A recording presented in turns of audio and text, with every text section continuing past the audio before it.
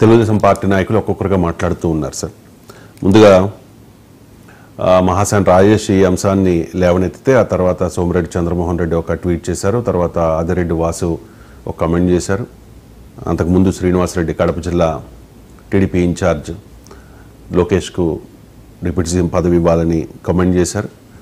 And రీసెంట్గా TG Bharat దావోస్లో కూడా Chandrababu Naidu and Lokesh వాళ్ళిద్దరు సమక్షంలోనే తన మనసులోని మాటను అంటే లోకేష్కు అర్హత ఉంది, ఆయన గొప్ప గొప్ప చదువులు చదువుకుని వచ్చారు కాబట్టి ఆయనకి డిప్యూటీ సీఎం పదవి ఇవ్వాల్సిన అవసరం ఉంది అని చెప్పి మాట్లాడిన పరిస్థితి. ఒకసారి టీజీ భరత్ బైట్ ప్లే చేయండి. మోస్ట్ డైనమిక్ యూత్ లీడర్ మా నారా లోకేష్ గారు, హైలీ ఎడ్యుకేటెడ్,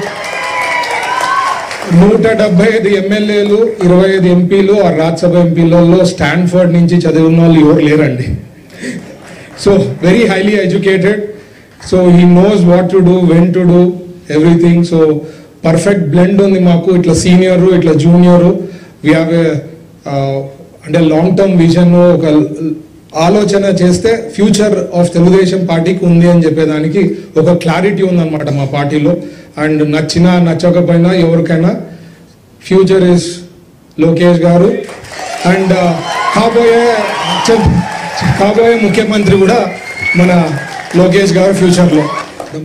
ఓకే, కాబోయే సీఎం అన్నారు. అంతకుముందు అందరూ కూడా డిప్యూటీ సీఎం చేయాలి లోకేష్కి అని చెప్పి అందరికీ తెలుసు, అందరూ చూసే ఉంటారు సోషల్ మీడియాలో. శ్రీనివాసరెడ్డి మాట్లాడారు, ఒకసారి ఆ బయట కూడా ప్లే చేయండి. శ్రీనివాసరెడ్డి నేత మన చివరగా మాకు ఒక కోరిక సార్, 43 సంవత్సరాల్లో తెలుగుదేశం పార్టీ ఆవిర్భవించిన తర్వాత 3వ తరం నేత మన పార్టీలోకి వచ్చారు నారా లోకేష్ గారు. మరి పార్టీకి భవిష్యత్తులో యువతకు ఒక భరోసా ఇవ్వాలన్నా, పార్టీకి భరోసా ఇవ్వాలన్నా నారా లోకేష్ గారిని డిప్యూటీ సీఎం గా ప్రమోట్ చేయాలని చెప్పి మేము అందరం కూడా కోరుకుంటున్నాం సార్. దీనివల్ల పార్టీకి బ్రహ్మాండమైన భవిష్యత్తు ఉంటుంది. అన్ని రకాలుగా యువతను ప్రోత్సహించే విధంగా ఆయన ఈరోజు ఐటీ రంగానికి కానీ, పారిశ్రామిక రంగానికి కానీ, అనేక సంస్థలు రాష్ట్రానికి తీసుకొచ్చే దాంట్లో కానీ ఆయన చేస్తున్న కృషిని ప్రజలందరూ గమనిస్తున్నాం. ఆయనను మరింత ఎలివేట్ చేసి పార్టీకి ఉజ్వల భవిష్యత్తు ఉండే విధంగా తమరు చేస్తారని ఆశిస్తూ, తప్పుగా మాట్లాడింటే మన్నించవలసిందిగా కోరుకుంటూ చివరగా లోకేష్ కు డిప్యూటీ సీఎం ఇవ్వాలని కొంతమంది, కాదు సీఎంనే చేసేయాలని మరికొంతమంది. సో తెలుగుదేశం పార్టీ నుంచి అఫీషియల్గా ఎటువంటి ప్రకటన ఇప్పటి వరకు రాలేదు, కానీ అంటే కొన్ని మీడియాల్లో వచ్చాయి సార్, మందలించారు టీజీ భరత్ని చంద్రబాబు నాయుడు, అలా మాట్లాడొద్దు అన్నారు అని చెప్పి. కానీ జనసేన పార్టీ అఫీషియల్గా నిన్న ఒక ప్రకటన చేసింది సార్. లోకేష్కు డిప్యూటీ సీఎం పదవి అంశం మీద తెలుగుదేశం పార్టీ నాయకులు మాట్లాడుతున్న మాటలకు కౌంటర్గా సామాజిక మాధ్యమాల్లో కానీ మీడియా ముందు కానీ ఎవరు స్పందించవద్దు అని చెప్పి జనసేన పార్టీ కేంద్ర కార్యాలయం నుంచి అధికారికంగా ఒక వార్నింగ్ అనే అనుకోవాలి. అంతకు ముందు అంటే ఈ వార్నింగ్ రాకముందు జనసేన పార్టీలో ఫైర్ బ్రాండ్ కిరణ్ రాయల్ ఒక కమెంట్ చేశారు, ఆ కమెంట్ కూడా విందాం. కిరణ్ రాయల్ గత 2-3 రోజులుగా ఆంధ్రప్రదేశ్ రాష్ట్రంలో నారా లోకేష్ గారిని డిప్యూటీ సీఎం చేయాలని టీడీపీ క్యాడర్ అంతా కూడా, టీడీపీ నాయకులందరూ కూడా కొన్ని చోట్ల కూడా కోరుకోవడం శుభ్రంగా మంచిదే. ఎవరు రాజకీయాల్లో ఉన్నప్పుడు వాళ్ళ నాయకుడిని ఒక హోదాలో చూడాలని కోరుకోవడం తప్పు కాదు. లోకేష్ గారిని డిప్యూటీ సీఎం చూడాలని కోరుకోవడం టీడీపీ వాళ్ళు మంచిదే. అలాగే పవన్ కళ్యాణ్ గారికి ముఖ్యమంత్రిగా చూడాలని మాకు కోరుకుంటుంది కదా. ఎందుకంటే మేము కూడా ప్రజారాజ్యం పార్టీ తర్వాత జనసేన పార్టీ పెట్టినప్పటి నుంచి పవన్ కళ్యాణ్ గారు ముఖ్యమంత్రి చూడాలని మేము, మాతో పాటు బడుగు బలైన వర్గాలు, ఈ 2 తెలుగు రాష్ట్రాల కోట్లాది నిర్మాణం ఆయన ముఖ్యమంత్రిగా చూడాలని కోరుకుంటున్నా కూడా మాకు అభిప్రాయం ఉంటాయి. కాబట్టి మనం కూటమిలో ఉన్నప్పుడు మనం మాట్లాడే ప్రతి మాట వైసీపీ వాళ్ళకి అవకాశంగా భావిపోకూడదు. మనం చంద్రబాబు గారు, పవన్ కళ్యాణ్ గారు ఎలా అనుకుంటారు, ఈరోజు మేము మెగా బ్రదర్స్ అంటే 3-4 చంద్రబాబు గారితో కలిపి అలా అన్యూన్యంగా మనం నిజంగా కిరణ్ రాయల్ అనుమానపడినట్టే భయపడినట్టే జరిగింది సార్. వైఎస్ఆర్ కాంగ్రెస్ పార్టీ నుంచి ఆ పార్టీ నాయకులు మాట్లాడుతూ ఉన్నారు.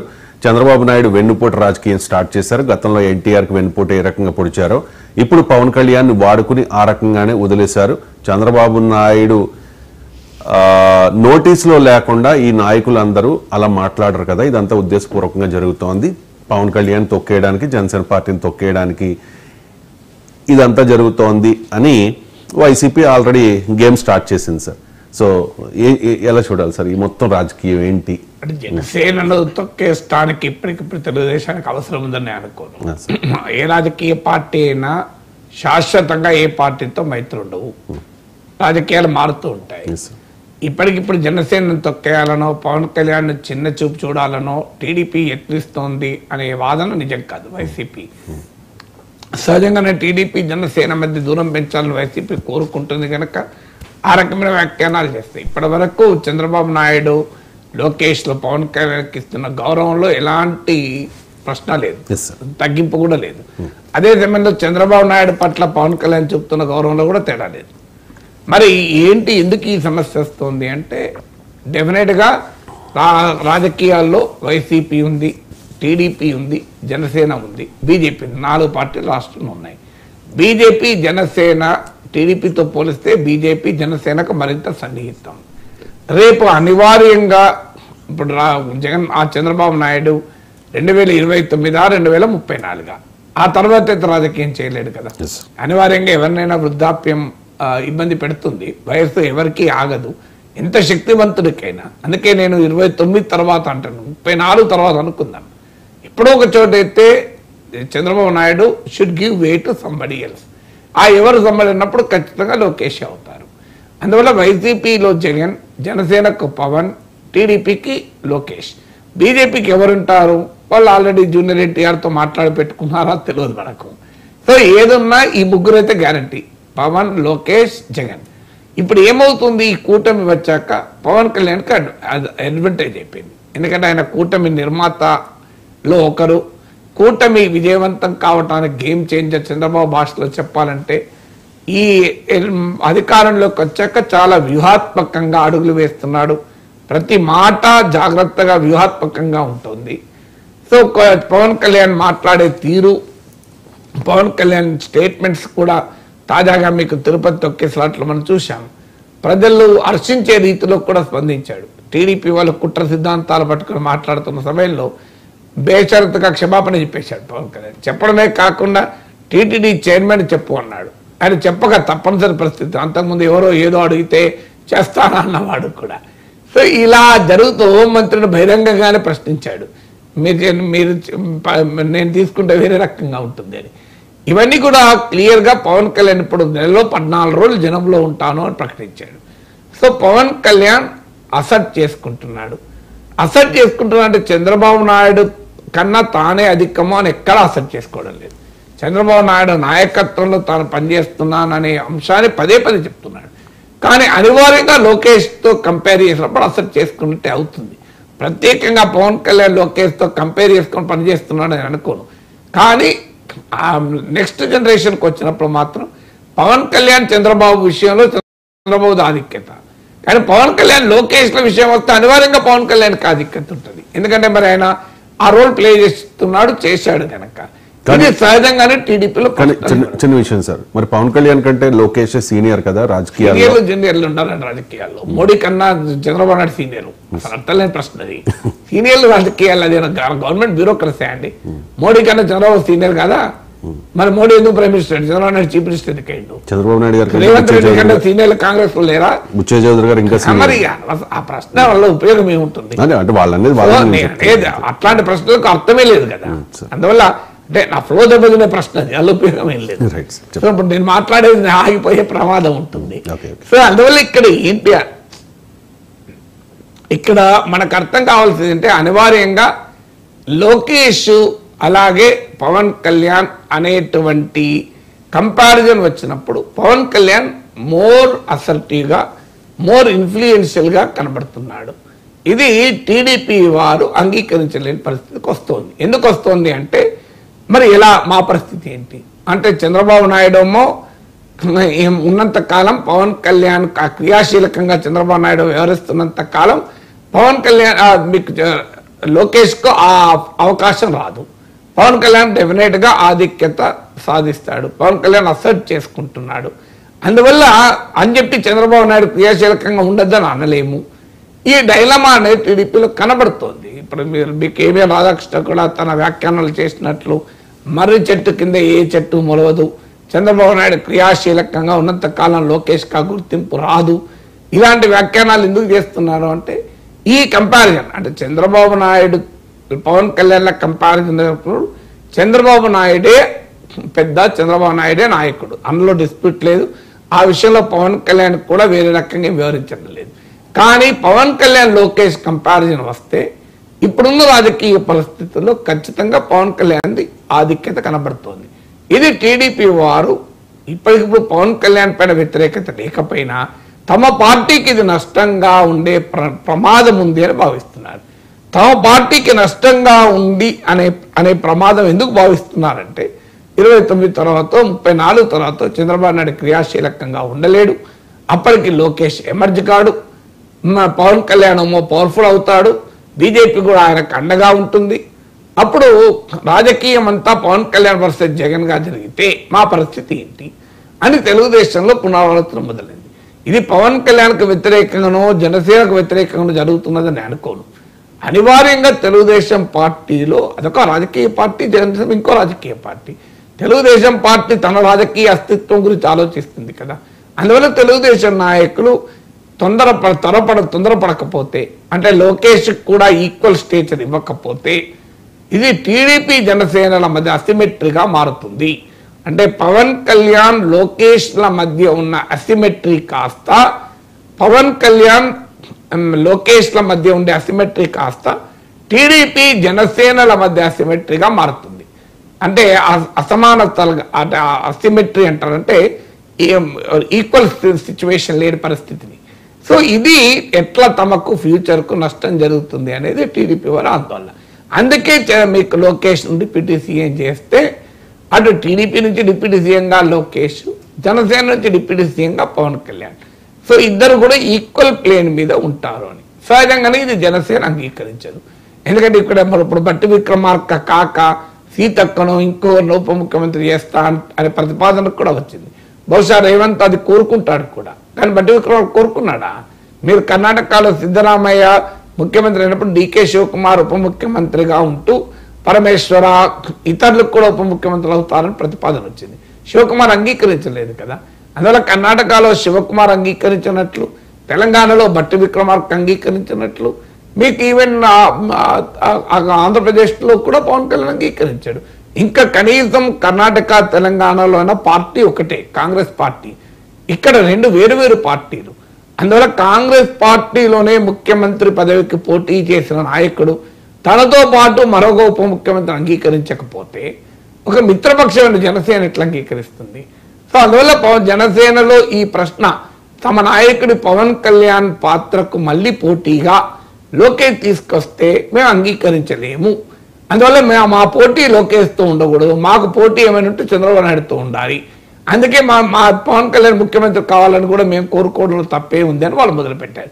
అంటే జనసేన వాళ్ళేమో చంద్రబాబు నాయుడును పవన్ కళ్యాణ్ కలిపి ఒక ఫ్రేమ్లో చూస్తున్నారు, టీడీపీ వాళ్ళేమో లోకేష్ను పవన్ కళ్యాణ్ ఒక ఫ్రేమ్లో చూస్తున్నారు. సమస్య ఎక్కడ వచ్చింది? వాళ్ళు ఒక ఫ్రేమ్లో చూస్తున్నారు. వైఎస్ఆర్ కాంగ్రెస్ పార్టీలోమో చంద్రబాబు నాయుడు లోకేష్ పవన్ కళ్యాణ్ వేరు ఫ్రేమ్లో ఉండాలని వాళ్ళు చూస్తున్నారు. సో ఏ ఫ్రేమ్లో ఉన్నారు అనేది ఇంపార్టెంట్. చంద్రబాబు నాయుడు పవన్ కళ్యాణ్ కలిపి వీళ్ళిద్దరు మాత్రమే ఒక ఫ్రేమ్లో ఉండాలని జనసేన కోరుకుంటే, చంద్రబాబు నాయుడు సెపరేట్ అయి లోకేష్ పవన్ కళ్యాణ్ ఒక ఫ్రేమ్లో బిగించాలని టీడీపీ ఇస్తుంది. ఇది మీకు డిస్ప్యూట్కు ఒక మూల కారణంగా మారుతోంది. ఇది ఎక్కడి దాకా వెళ్తుంది? ఇక ఇదంతా చంద్రబాబు నాయుడుకు తెలియకుండా జరుగుతుందా? చంద్రబాబు నాయుడే కావాలని వీళ్ళందరితో మాట్లాడించాడని నేనేం ఆరోపించాను. అది అవునో కాదో నాకు తెలియదు. కానీ తెలియకుండా జరుగుతుందా? తెలియకుండా చేసే ధైర్యం ఉంటుందా? ఇప్పుడు టీజీ భరత్ ఈ మాట అన్నాడు, టీజీ భరత్ మందలించాడు అని మీడియాలో వచ్చింది. అవి ఎంత మందలించాడో మనకు ఎవరికి తెలియదు. మందలించిన తర్వాత మళ్ళీ ఇంకెవరు మాట్లాడకూడదు, మాట్లాడకుండా ఉంటారా?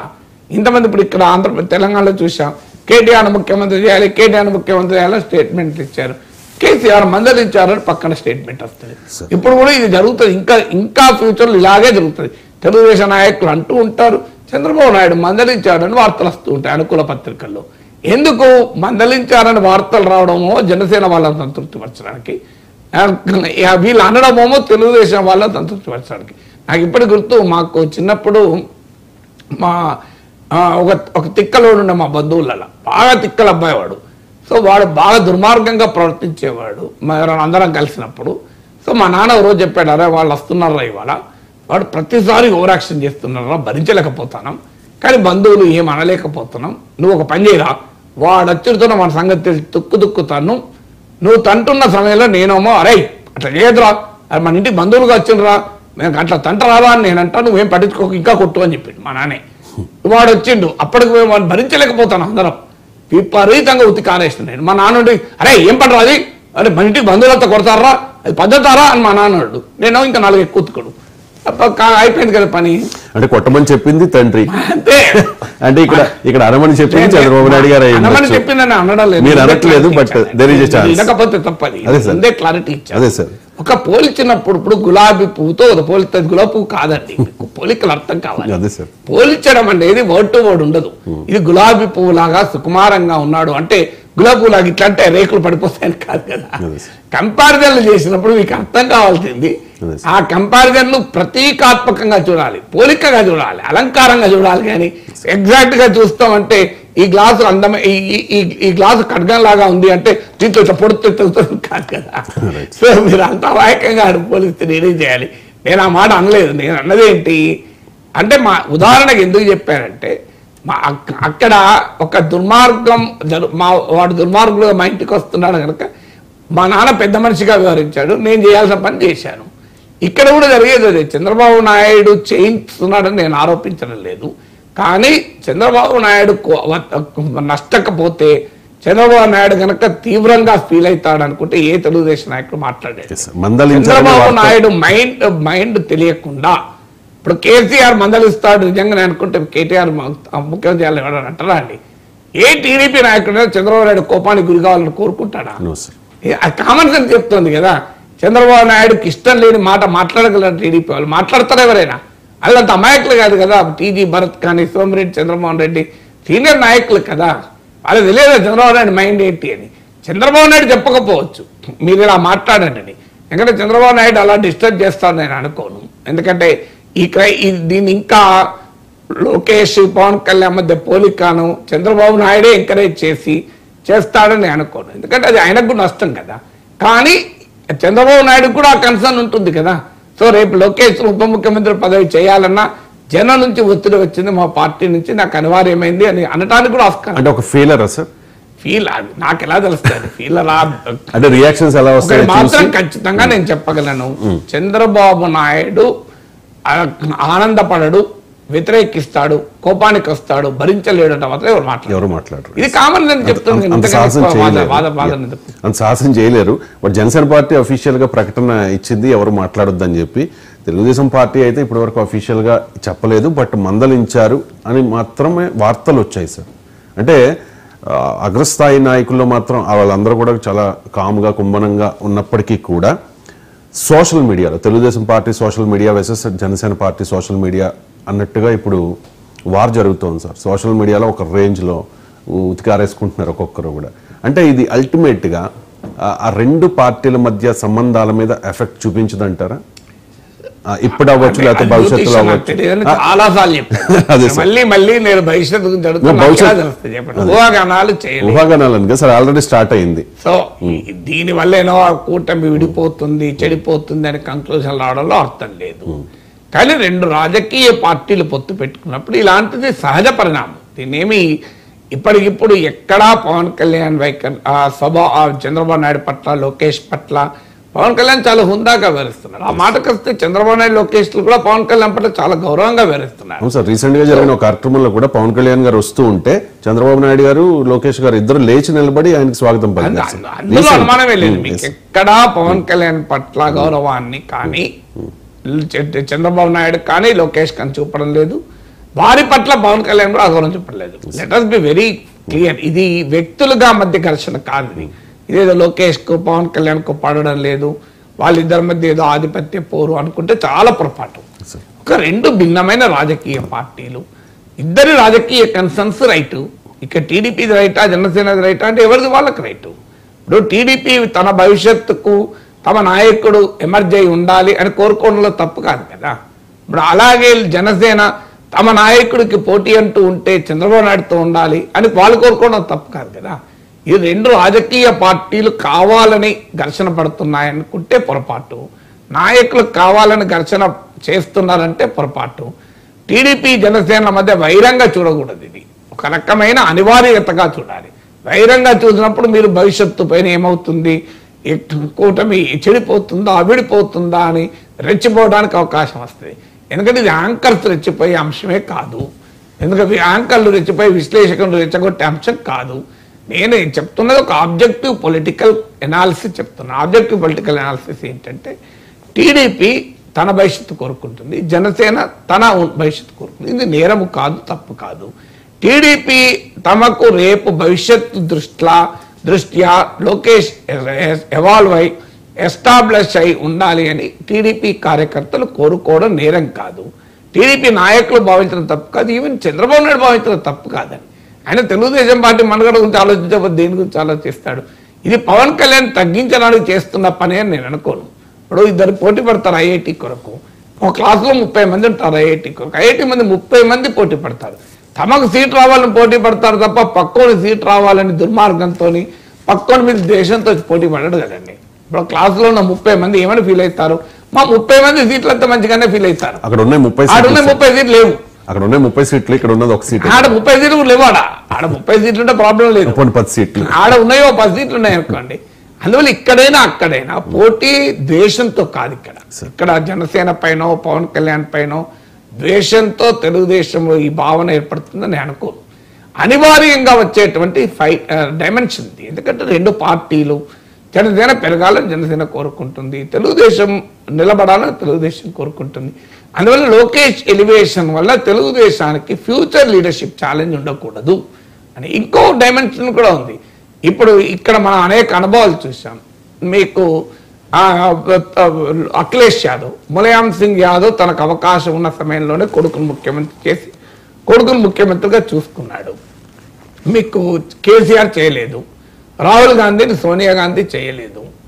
మీకు దాని ప్రభావం ఏమవుతుంది? ఇప్పుడు రాహుల్ గాంధీ ప్రైమ్ మినిస్టర్ అయ్యుండి ఉంటే 2009లో ఇప్పుడు ఆయన పొలిటికల్ స్టేచర్ ఏ రకంగా ఉండేది? ఇవాళ మోడీతో కంపారిజన్లో ఆయన పొలిటికల్ స్టేచర్ ఇప్పటికీ ఇంత ఇంప్రూవ్ అయినా కూడా వెలవెలబోతోంది. ఒకవేళ 2009లోనే ప్రైమ్ మినిస్టర్గా కనుక అయ్యి ఉంటే prime minister Narendra Modi versus prime minister Rahul Gandhi అని ఉండేది కదా.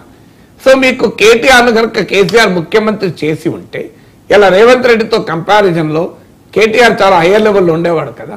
సో అందువల్ల ఎప్పుడు కూడా రాజకీయాల్లో తాము బలంగా ఉన్నప్పుడే నా వారసుని ముఖ్యమంత్రిగానో ప్రధానమంత్రిగానో చేస్తే వారికి అది అడ్వాంటేజ్ ఉంటుంది అనే భావన ఒకటి. కానీ మళ్ళీ మేము అధికారంలోకి మేమే వస్తామని నమ్మకంతో చేయకపోవచ్చు. కేసీఆర్కి పూర్తి నమ్మకం ఉంటే మేమే అధికారంలోకి వస్తామని. తర్వాత ఎవరైనా రాజకీయాల్లో పవర్ అనుభవించాక తమ కొడుకు కాదు, బిడ్డకు కాదు, భార్యకు కూడా పవర్ వదులుకోవాలని కోరుకోరు. అది హ్యూమన్ క్యారెక్టర్ కూడా చాలా మందిలో. ఎందుకంటే అది మామూలు విషయంగా తెల్లారిని దేవుడు పట్టించుకోడు. ఇప్పుడు కేసీఆర్ ముఖ్యమంత్రి ఉన్నాడు, కేటీఆర్ ముఖ్యమంత్రి చేసి ఉంటే పోలా అనుకుంటూ టీఆర్ఎస్ వాళ్ళంతా కేటీఆర్ ఇంటి చుట్టూ తిరిగేవాళ్ళు. కేసీఆర్ ఫామ్ దగ్గరికి ఎవరు వచ్చేవాళ్ళు కూడా కాదు. అందువల్ల అధికారంలో ఉన్న వ్యక్తి చివరి వరకు తానే అధికారంలో ఉండాలి. ఇక తాను లేరు అనుకున్నప్పుడు తన బిడ్డకి ఇవ్వాలని కోరుకుంటాడు. సో అందువల్ల అంత సులభంగా అధికారాన్ని వదులుకోరు ఏ నాయకుడు కూడా. కారణాలు ఏదైనా మళ్ళీ వస్తామన్న ఆశ కావచ్చు, లేదా తాను అధికారాన్ని వదులుకోలేకపోవచ్చు. కేసీఆర్ చేయలేదు. ఇప్పుడు ఏమైంది? కేటీఆర్కు రాజకీయంగా అది లాభమైందా? కాలే కదా. సో ఇక్కడ కూడా అంతే. చంద్రబాబు నాయుడు పైన కూడా ఒత్తిడి ఏంటంటే మీరు మనకు అధికారం ఉన్న సమయంలోనే ముఖ్యమంత్రిగా చేస్తే మనకు లోకేష్ పవన్ కళ్యాణ్తో పోలిస్తే హయ్యర్ పెడెస్టల్ మీకు వచ్చేస్తాడు. అందుకే మీకు భరత్ ముఖ్యమంత్రి చేయాలని మాట్లాడింది. ఎందుకంటే ఉప ముఖ్యమంత్రి అనేటప్పుడు కూటమిలో భాగస్వామ్య పక్షాల నుంచి వ్యతిరేకత వస్తుంది. ఇప్పుడు పవన్ కళ్యాణ్ జనసేన ఎట్టి బస్సులు అంగీకరించింది, ఎందుకంటే పవన్ కళ్యాణ్ సిగ్నిఫికెంట్ తగ్గిపోతుంది. కానీ లోకేష్ను ముఖ్యమంత్రి చేయాలని చంద్రబాబు నాయుడు అనుకున్నాడు అనుకోండి, పవన్ కళ్యాణ్ ఎలా ఆపగలుగుతాడు? టీడీపీ ఎమ్మెల్యేల ఇష్టం కదా, టీడీపీ ఇష్టం కదా తమ పార్టీ తరఫున ఎవరు నాయకుని చేయాలని.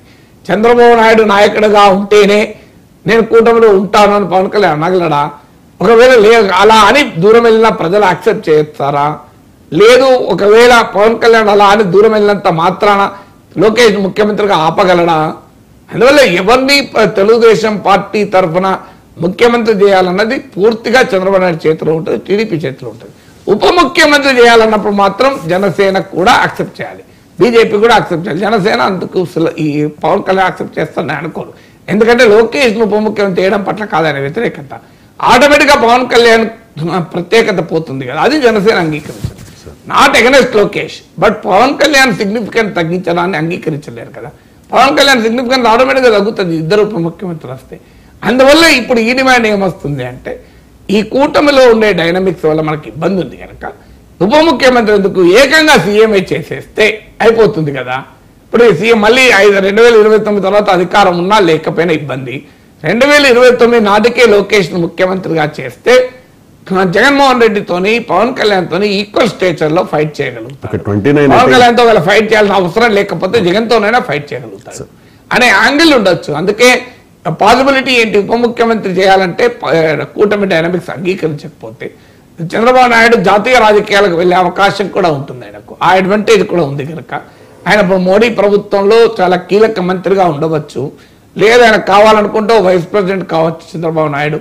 సో ఆయనకు ఆ స్కోప్ ఉంది కనుక చంద్రబాబు నాయుడును ఏదో ఏది లేకుంటే ఇంట్లో కూర్చోమని కాదు, చంద్రబాబు నాయుడు జాతీయ స్థాయిలో పాత్ర పోషించి లోకేష్ ఇక్కడ డిప్యూటీ చీఫ్ మినిస్టర్ కనుక చేస్తే ఇది ఒక చర్చ కూడా నడుస్తోంది. లోకేష్ నిజంగానే టీడీపీ వారు జనసేన అభ్యంతరాన్ని పక్కన పెట్టి డిప్యూటీ సీఎం చేస్తే బహుశా పవన్ కళ్యాణ్ జాతీయ రాజకీయాలకు వెళ్ళి ఇక నాగబాబును మంత్రిగా చేసి ఆయనను జనసేన తరఫున ఉప ముఖ్యమంత్రి చేసి నాగబాబు లోకేష్ ఉప ముఖ్యమంత్రిలాగా ఉంటారు, చంద్రబాబు నాయుడు ముఖ్యమంత్రిగా ఉంటాడు, పవన్ కళ్యాణ్ జాతీయ స్థాయిలో మోడీ ప్రభుత్వంలో కీలక మంత్రిగా ఉంటాడు. ఆ పాసిబిలిటీ కూడా ఉంటుంది. అందువల్ల ఇది పరస్పర పోటీ కాదు, ఎవరి అడ్వాంటేజ్ కొరకు వాళ్ళు చేసే ప్రయత్నం. ఇది కూటమిలో అనివార్యంగా వస్తుంది. అందుకే మళ్ళీ మళ్ళీ చెప్పేది, లోకేష్ కు పవన్ కళ్యాణ్ కు చంద్రబాబు నాయుడు పవన్ కళ్యాణ్ రిలేషన్స్ లో వచ్చే సమస్య కాదు ఇది, ఆ సమస్య కాదు. ఈ సమస్య ఏంటి అంటే తమ పార్టీకి అడ్వాంటేజ్ ఉండాలి అని సహజంగా ప్రతి పార్టీ కోరుకుంటారు. ఎట్లీస్ట్ డిసడ్వాంటేజ్ ఉండకూడదు, అడ్వాంటేజ్ పక్క పెట్టండి, తెలుగు డిసడ్వాంటేజ్ ఉండకూడదు నా పార్టీ కోరుకుంటారు. లోకేష్